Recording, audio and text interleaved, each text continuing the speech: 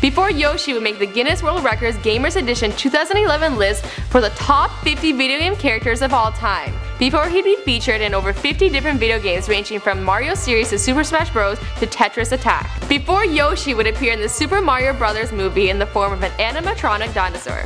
Yoshi is a young baby dinosaur that was made to look like a fantasy character, cute and cuddly.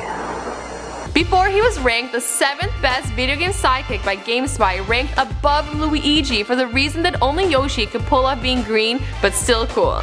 The idea for Yoshi came from Shigeru Miyamoto, the designer of Mario series, who thought it'd be a good idea to give Mario a rideable animal companion.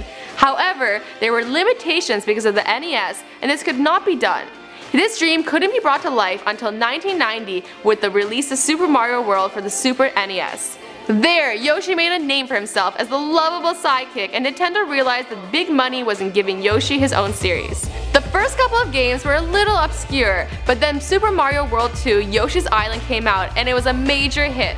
Ever since the release of 1985 video game Super Mario Bros., Shigeru Miyamoto, the designer of Mario series, thought that it would be really neat to give the game's protagonist Mario an animal companion that he could ride and use against enemies. Miyamoto himself was a huge fan of horseback riding and old western themes. However, this was not possible with the technical limitations of Nintendo Entertainment System. With the release of the Super NES in 1990, Miyamoto would finally implement a sidekick for Mario that he could ride, in the form of a green dinosaur-like creature. The man responsible for designing the creature was Shigefumi Hino, the same guy that would eventually also be responsible for Pikmin 2. The inspiration for the character design came from another member of the Nintendo family, a green dragon named Tamagon from 1984 game Devil World. The similarities between the two are that they're both green creatures that can swallow their enemies whole, and both of them hatch from eggs, although that is a trait shared among reptiles everywhere. Rather than making the new character a dragon like Tamagon, Miyamoto decided that it needed to be a dinosaur, for the simple fact that a dinosaur would limit the amount of sprites required when overlapping the rideable character with Mario or Luigi. He was also originally going to be a member of the Koopa series, the turtle-like species from the game, and the saddle on his back was going to be a shell. Despite the readjustments, the character of Yoshi was born. Actually, his full name is T. Yoshisaurus Muncha Koopas, as pointed out in the 1993 Nintendo Character Guide. No wonder we just call him Yoshi though. The first designs of Yoshi featured a much longer neck and back, which would eventually be changed to give Yoshi a more upright and stout appearance through the SNES and Nintendo 64 days. Not only was Yoshi a single character, but Yoshi was also the name of his species, made up of creatures that all looked similar but came in different colors, sometimes with different abilities such as flying blue Yoshis or fire-breathing red Yoshis. Yoshi made his video game debut in game Super Mario World, released internationally for Super NES in 1990. In the game, Yoshi is trapped in an egg by Bowser while trying to save his friends of Dinosaur Land. He is found by Mario and Luigi and help Yoshi rescue his friends and save Princess Toadstool at the same time. Even though he wasn't the main character of the game, Yoshi got an immediate warm reception. He was cute, he was convenient, and he even eventually made his way into McDonald's Happy Meals because of his popularity with children. Because of his popularity, Nintendo decided it'd be a wise move to give Yoshi his very own video game series.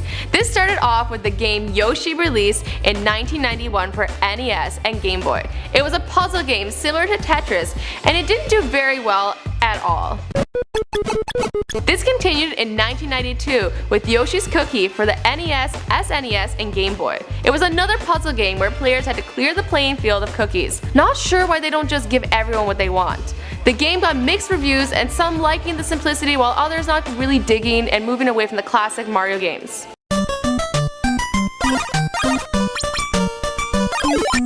In 1993, Yoshi's Safari was released as the next game in Yoshi's series for the Super NES.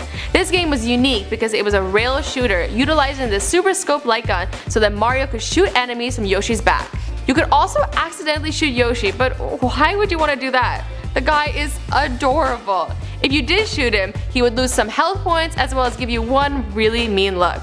This was also the first time that Princess Peach was referred to in America. Nintendo finally hit the nail on the head when they gave everyone what they wanted and released a game where Yoshi was the playable and main character. This was in the 1995 SNES game Super Mario World 2 Yoshi's Island.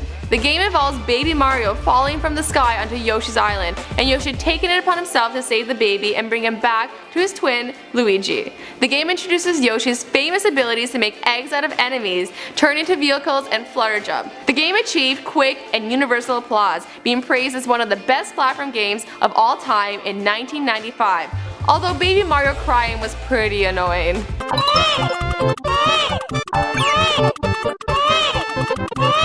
And the rest of the story? Well, you guys know the story because this is before their fiction.